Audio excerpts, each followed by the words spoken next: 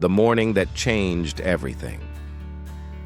The rumble of diesel engines at 6 a.m. wasn't something I expected while sipping coffee on my lakefront dock.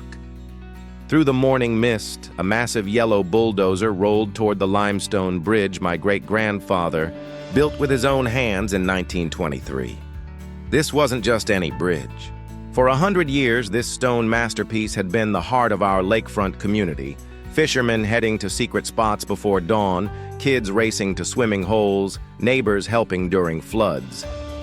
Samuel Morrison, my great-grandfather, was a craftsman. He hand-cut every limestone block from the local quarry, hauling each piece by horse and wagon, fitting them into an arched bridge that weathered every tornado, flood, and ice storm. Texas threw at it for nearly a century. My name is Jake Morrison, and I'm a civil engineer with 23 years of experience. 3 months earlier, I'd inherited 47 acres of rolling hills, a weathered log cabin, and a view across Lake Morrison that made city folks weep with envy. My wife Sarah and I had planned our retirement here. I'd fix up the old cabin, maybe take consulting work, spend mornings fishing off the dock where weathered planks creaked under your boots. Sarah would tend her garden where my grandmother grew prize-winning tomatoes. Then Linda Prescott happened, turning our peaceful dreams into a nightmare that would test everything I knew about justice and property rights. If you've dealt with HOA nightmares, drop a comment below. I read every one. Meet the HOA queen. Linda Prescott wore 3-strand pearls to HEB and drove a spotless BMW X5 that had never seen mud. Everything screamed artificial perfection. Platinum blonde hair defying gravity and humidity, designer handbags costing more than most monthly rents, surgically enhanced smile never reaching her calculating blue eyes. She'd moved into Whispering Pines luxury development 2 years earlier, one of those cookie-cutter communities sprouting like poisonous mushrooms, destroying everything authentic. Every house painted beige, every lawn exactly 2.5 inches, every mailbox positioned identically.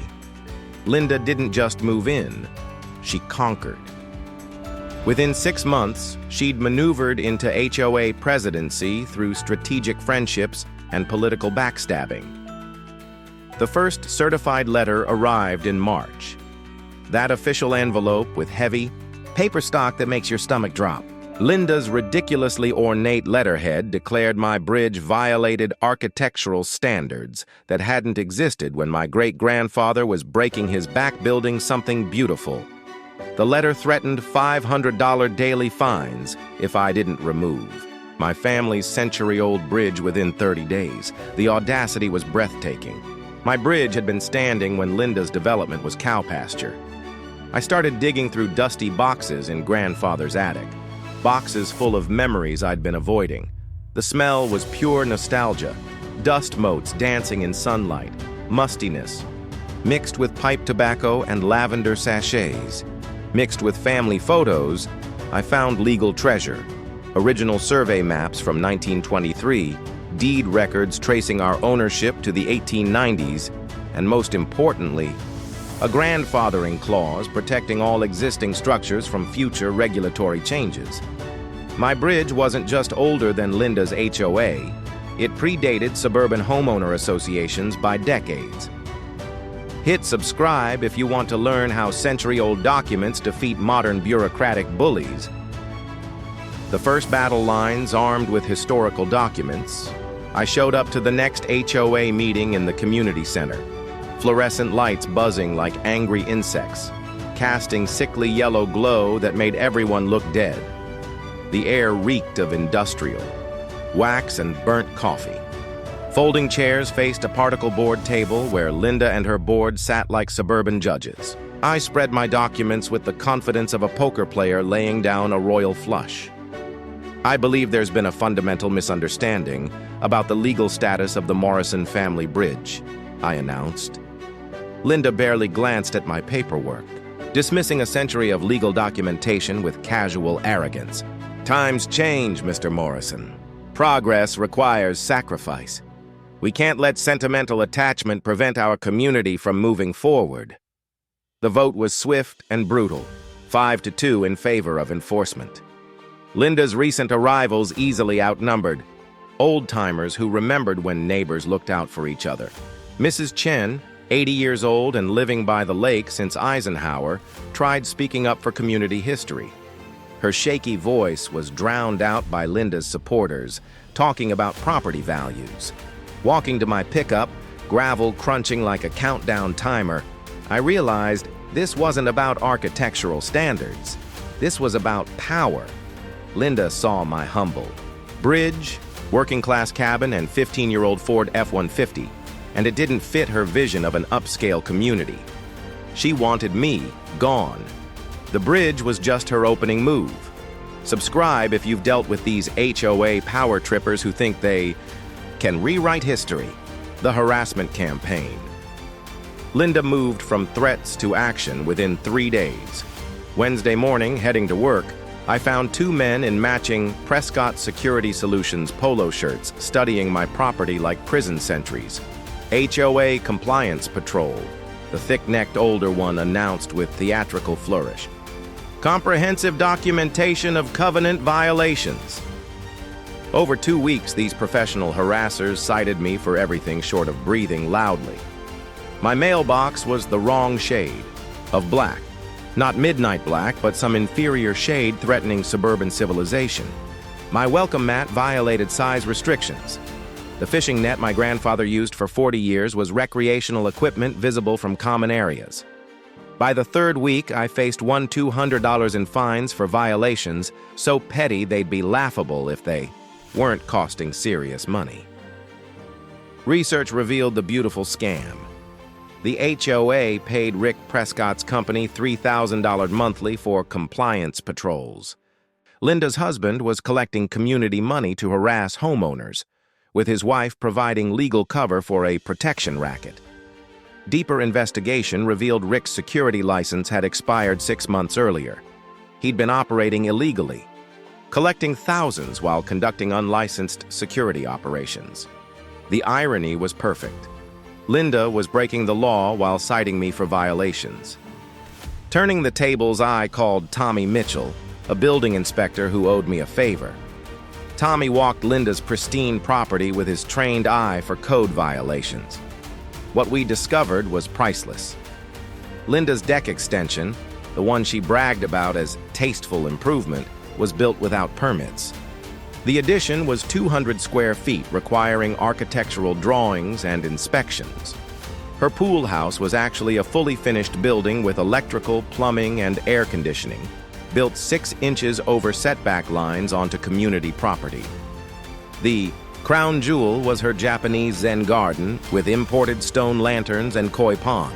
According to original surveys, the entire garden was built 3 feet onto Morrison land. Linda had been trespassing for 3 years while harassing me about violations. Monday morning, I filed complaints about Rick's expired license and requested a professional survey of property lines. I handled it like any engineering problem. Document everything, follow procedures, trust the system. Linda's response was predictable, whispers circulating through our community like poison. Jake Morrison's difficult to work with. Lowering property values with that ugly bridge. Sarah came home from grocery shopping, frustrated and hurt. The cashier barely acknowledged me. Mrs. Patterson acted like I carried plague. Linda was conducting character assassination to isolate us from the community we'd been part of for generations. The nuclear discovery. My public records request yielded a manila envelope that would fundamentally change everything. Sitting at my kitchen table, sorting through maps and engineering reports, I discovered something that made me read the same paragraph 3 times. Hand-drawn county maps from the 1920s showed water flow patterns from when our lake was being planned. Engineering reports by Samuel Morrison detailed soil composition and flood patterns. But most interesting was secondary water rights granted to the Morrison family in 1923, never transferred, sold, or relinquished. I walked the lake with fresh eyes, studying landscape as a civil engineer understanding water systems. The resort Linda bragged about, supposed to transform our community into an upscale destination, had a vulnerability so obvious I couldn't believe expensive consultants missed it. Their entire operation depended on consistent water levels. Boat docks for wealthy guests, lakefront dining with million-dollar view, elaborate water features justifying premium rates, all assumed the lake would stay exactly where it was. Original engineering reports told a different story. Linda thought she was playing chess, moving HOA pieces to force submission through fines and pressure. But she had no idea I wasn't just another suburban homeowner. I was fourth-generation family that engineered the water system her development depended on. The real revelation came from the lake's original 1923 survey, signed by Samuel Morrison on every page. He hadn't just built a pretty bridge as convenience. He'd positioned it as a control structure for secondary flow management. The bridge wasn't just crossing water, it was part of a water control system, including manual override capabilities for the main dam. Samuel Morrison had been chief hydraulic engineer for the entire Lake Morrison water system, building redundancy and control into every structure, including his family bridge. Want to know how century-old water rights trump modern HOA bylaws? Subscribe for the incredible conclusion. Building the legal dream team, I called Dr. Robert Chen from Texas A&M, who'd spent 40 years specializing in historical water rights law. After explaining my documentation, he was quiet so long I thought the call dropped. "Jake," he finally said, with amazement, "you don't just own an old bridge. You own water management authority for that entire lake system. That's federal water rights law, and it trumps every municipal ordinance and HOA bylaw ever written." I contacted Patricia Gomez, a water rights attorney who'd built her reputation defending small communities against corporate water grabs. "I've been practicing 23 years, Patricia said after reviewing my documents. "I've never seen historical documentation this comprehensive. You're holding a royal flush in a game where everyone thinks they're playing checkers." Patricia took my case on contingency. Water rights attorneys don't work free unless they're certain they can win big. Frank Wilson, the crusty dam operator for 30 years, had worked alongside men who'd learned the original system from my great-grandfather. "Your granddaddy was the smartest hydraulic engineer I ever heard tell of," Frank said over coffee. "Built redundancy into everything. These resort people don't even know those bypass channels exist." Frank confirmed everything I planned was legal under state water rights law and fell within normal dam operational parameters. Mrs. Chen introduced me to Tom Rodriguez, who worked resort maintenance and found himself in an impossible position, needing his job but understanding what the bridge meant to people who'd called this place home for generations. Sarah's sister Monica, a paralegal in Dallas, compiled evidence of Linda's financial irregularities and systematic misuse of community funds. Linda had been treating HOA Treasury like her personal checking account. My most important ally was history itself, century-old documents telling the true story of how Lake Morrison was planned and built by people understanding water rights are sacred in Texas. The perfect storm. Patricia laid out our strategy during her weekend visit, spreading documents like a general planning military campaign. We'd offer Linda one final compromise. I keep my bridge as historically protected, she gets architectural. Approval authority for new construction, the resort gets written guarantees of minimum water levels. But we prepared the nuclear option. If Linda refused negotiation or continued harassment, I had legal authority to exercise historic water management rights, releasing enough water to drop the lake below the resort's bank loan trigger. The timing was perfect. Spring runoff season was ending, meaning released water wouldn't be naturally replenished for months. The resort would miss their entire summer season. Frank walked me through mechanical processes on a quiet morning. The bypass valves were hidden under weathered concrete housing, camouflaged by decades of moss and rust. "Your granddaddy designed this so one man could operate it with basic tools," Frank explained. "I practiced until I could operate the system. Blindfolded, marveling at engineering precision, keeping everything functional for nearly a century. Our timeline was military precise. One final negotiation opportunity at the next HOA meeting. If Linda accepted, everyone wins. If she refused, I'd exercise water management rights under authority granted in 1923. Monica prepared documentation for media attention, property records dating to the 1890s, water rights certificates, evidence of Linda's financial misconduct, clear timeline showing her harassment pattern. Sarah and I spent Sunday evening on our dock watching sunset paint the lake gold and crimson. "Are you sure about this?" Sarah asked. "Once you turn that wheel, there's no going back." I squeezed her fingers, breathing evening air sweet with summer promise and heavy with decision weight. Linda made this choice when she decided my family's legacy was disposable, I said. "I'm just making sure she understands the consequences." The final ultimatum, Linda sensed power shifting around Lake Morrison. 3 days before our HOA meeting, Patricia called with chilling news. They've hired Blackstone and Associates, $2,000 an hour Dallas firm specializing in crushing property rights claims with overwhelming legal firepower. Blackstone filed motions to bury us in paperwork, challenging water rights documentation validity, claiming 1923 agreements were archaic relics, requesting emergency hearing to dissolve my injunction on grounds I posed environmental threat to lake ecosystem stability. Linda's desperation showed. Community word was frantic phone calls to resort investors, spinning wild stories about my terrorist threats and sabotage plans. Thursday evening, Linda called her own emergency meeting with brazenly illegal agenda. Motion to declare Jake Morrison a clear and present danger and authorize all necessary measures to protect resort investment. I walked in accompanied by Patricia, Frank, and documents that could end Linda's suburban terrorism permanently. The community center reeked of nervous sweat, expensive cologne, and corruption. "I'd like to present a final proposal," I said during public comment, spreading water rights documentation, resort loan agreements, and evidence of Linda's financial misconduct. The room went dead silent except for fluorescent buzzing and Linda's increasingly shallow breathing. "I keep my bridge as historically protected structure predating this HOA by 80 years, I continued. "In exchange, I guarantee minimum water levels through my family's water management rights and support reasonable architectural review." Linda's face turned lobster red, realizing her harassment was based on fundamental misunderstanding of who held real power around Lake Morrison.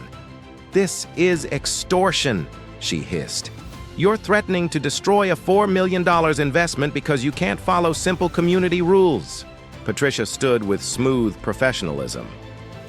"Mrs. Prescott, my client isn't threatening anything. He's offering to guarantee your water supply in exchange for respecting property rights established before your development was conceived. That's called negotiation." But Linda was beyond reason. "I don't negotiate with terrorists. This board will not be held hostage by environmental extremism." Frank cleared his throat and delivered devastating testimony. "Ma'am, Jake's got legal authority over secondary water management systems predating your development by 80 years. This isn't extremism. It's property law on the books since Calvin. Coolidge was president. The vote was swift and brutal, 6-2 rejecting my compromise." Linda announced results with barely concealed glee. "Mr. Morrison, your intimidation tactics hold no power. This community will not bow to threats from someone who doesn't understand civilized society." The next morning, Tom Rodriguez called before dawn. "Linda offered me $10,000 cash last night to sabotage dam controls. Said it would look like equipment failure and you'd get blamed." $10,000 cash. Linda had moved from harassment to attempted bribery to criminal conspiracy to commit infrastructure sabotage.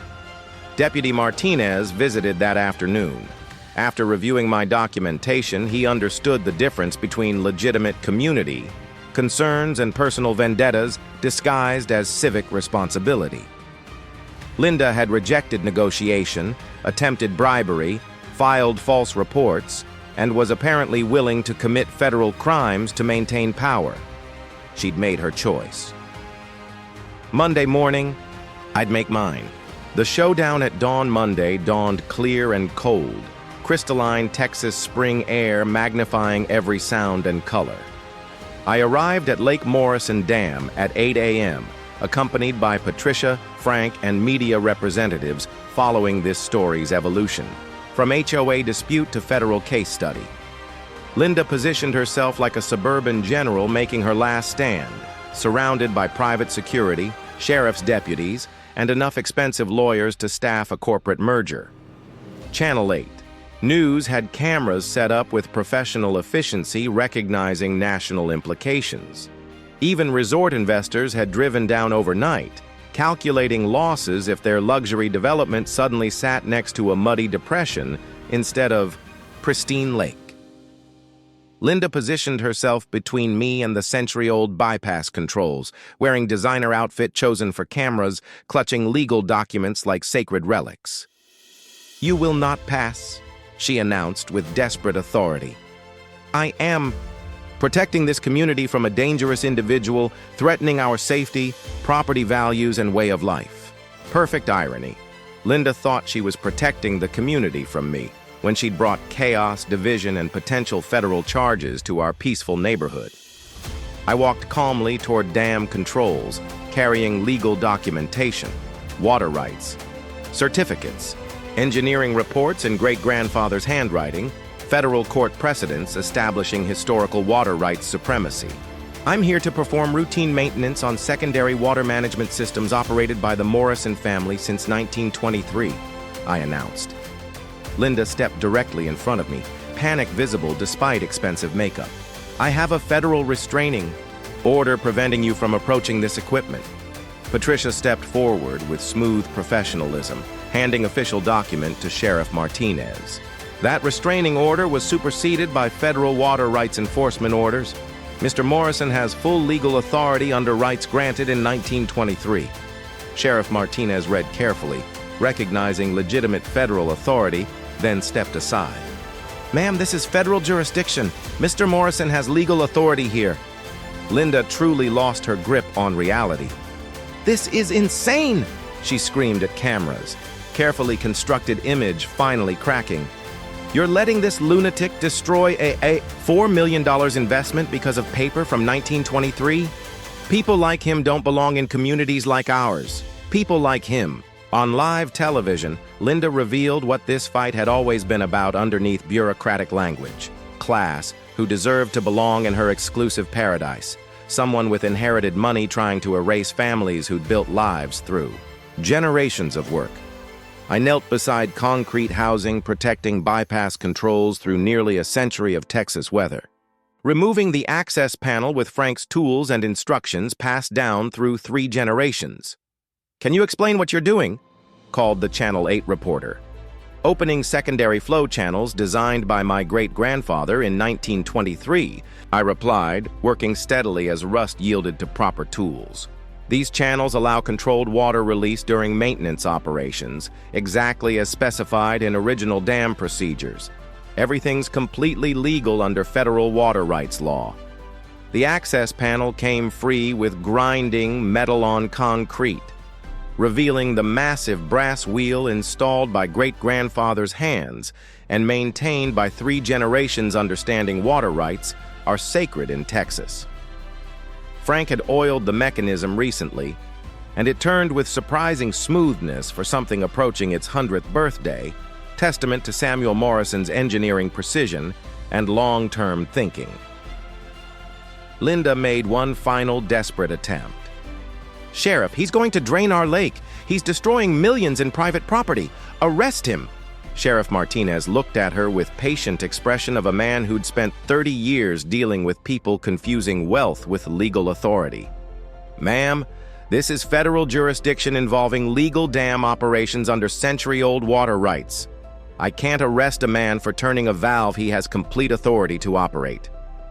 I gave the brass wheel 3 full turns clockwise, exactly as Frank taught me, as operational manual specified, as great-grandfather designed when secondary water management became necessary. Deep in the dam structure, century-old mechanisms responded. With precision, Samuel Morrison engineered into every component. Water began flowing through secondary channels with deep, throaty rumble seeming to come from Earth itself. Physics and legal precedent combining to demonstrate who really controlled the water, making Linda's development possible. The crowd watched, in fascination, as lake level began dropping at visible rate, morning sun reflecting off water receding from dock pilings and shoreline features underwater for decades. Within 20 minutes, the waterline was dropping from resorts' expensive boat docks. Within an hour, those million-dollar facilities would be sitting in mud. Linda stood frozen watching her $4 million investment literally draining away while cameras recorded every moment of her suburban empire's collapse. When she found her voice, it was barely a whisper. "You can't just destroy everything we've built." I stood, brushing concrete dust off my hands, facing cameras for my final statement. "Mrs. Prescott, I offered compromise, negotiation, respect for both your investment and my family's 4-generation legacy. You chose war instead of peace, intimidation instead of cooperation, corruption instead of community service. This is what losing a water rights war looks like when you pick a fight with people who actually understand how the system works." The most beautiful sound wasn't rushing water or clicking cameras or stunned silence from Linda's legal team. It was Mrs. Chen's voice, clear, despite her 80 years, carrying across the crowd with authority of someone who'd watched this community grow and remembered when neighbors looked out for each other. "Welcome home, Jake. Your great-grandfather would be proud." The reckoning. The lake dropped 18.5 inches over 6 hours, transforming Linda's resort paradise into expensive mudflat resembling Mars after drought. By sunset, million-dollar boat docks sat on dry ground like stranded whales, and their grand opening weekend was officially dead. The bank called their construction loan at 6:47 p.m. Tom Rodriguez called from the resort office, watching Linda's world collapse as lawyers, investors, and bank representatives descended like vultures. Linda's locked in her office, Rick's talking to bankruptcy attorneys, and there are more expensive suits in the lobby than at a Dallas law firm. But here's the thing about water justice and people understanding the difference between revenge and righteousness. They're all patient, fair, and recognize when a point's been made effectively. Within 24 hours, I'd restored normal flow to Lake Morrison. The secondary channels had served their purpose perfectly. The lake began refilling immediately, and within a week, water levels were back to normal. But the message had been received and would never be forgotten by anyone who'd witnessed what happens when entitled bullies pick fights with people who actually understand the systems they're trying to manipulate. The resort's investors, suddenly very interested in negotiating with the guy controlling their water supply, made an offer reflecting both desperation and newfound respect for century-old property rights. "Mr. Morrison," said James Chen, lead investor and Mrs. Chen's nephew, "we'd like to propose a partnership serving everyone's legitimate interests. You maintain your bridge as protected historic landmark, we get guaranteed water levels, and this community gets development that honors its history instead of trying to erase it." The new partnership was everything my original compromise included, plus additional benefits reflecting my newfound negotiating position as the guy who could turn their lakefront resort into a desert whenever I felt like exercising water rights. 3 months later, Lake Morrison Resort reopened under management understanding the value of working with community instead of trying to dominate it. Linda was long gone, moved to Arizona after facing federal charges for attempted bribery, misuse of HOA funds, and conspiracy to commit infrastructure sabotage. Rick lost his contractor's license permanently after state investigation discovered a pattern of illegal operations going back years.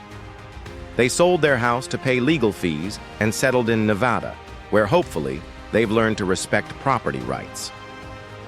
The new HOA board, led by Mrs. Chen and Tom Rodriguez, promoted to resort general manager, established the Morrison Bridge, historic district as a protected area where development had to respect both natural environment and human history, making our community special. Great-grandfather's bridge became centerpiece of a heritage trail, bringing more tourists and positive attention than Linda's exclusive vision ever could have achieved. Property values increased significantly as people discovered they wanted authentic history and neighbors looking out for each other rather than corporate-controlled development where every house looked identical and residents lived in fear of citations. The legacy continues. Sarah and I are expecting our first child next spring. They'll grow up running across that stone bridge, learning to fish from the same dock where I learned from my grandfather. Understanding some legacies are worth fighting, for when the fight seems impossible. Every morning, walking across limestone blocks great-grandfather laid with his own hands in 1923, I can almost hear him chuckling about how his water management system saved our family's place nearly a century later. The bridge Linda tried to destroy has become stronger than ever. It's now listed on the National Register of Historic Places, protected by federal law from any future HOA presidents who might confuse architectural authority with power to erase history. The resort thrives under management understanding authentic. Community characters value over artificial suburban perfection. Their marketing materials now feature great-grandfather's bridge prominently, and their most popular packages include guided tours of the historic water management system, making their development possible. Our little lake community has become a model for how development and historic preservation can coexist when people choose cooperation over domination and respect over intimidation. The best part isn't the legal victory or media attention or satisfaction of watching justice prevail over corruption. The best part is that our neighbors actually like having us around again. We've become the go-to family for community barbecues, holiday celebrations, and informal gatherings where people share stories and look out for each other the way communities are supposed to function. The sound of children's laughter echoes off the old stone bridge now, mixed with gentle lap of water that knows exactly where it belongs and flows according to laws older than any HOA covenant. Every evening, Sarah and I sit on our dock watching sunset paint Lake Morrison in colors that have soothed 4 generations of my family. Resort guests often walk down to admire the view, asking about the beautiful stone bridge centerpiece of their vacation photos. I tell them about Samuel Morrison, the young man who came home from the Great War determined to build something permanent and beautiful, serving his community for generations. Most are amazed the bridge was nearly destroyed by an HOA president who thought suburban aesthetics were more important than community history. Lake Morrison flows on, patient and eternal, carrying wisdom of people who understood water rights are sacred. Communities are built on mutual respect, and the best legacy we can leave our children is proof that ordinary people can defeat powerful bullies when they're armed with truth, determination, and the law. Subscribe to our channel for more incredible true stories of property rights victories, community battles against corporate bullies, and ordinary people who refuse to back down when powerful interests tried to steal what belonged to their families for generations.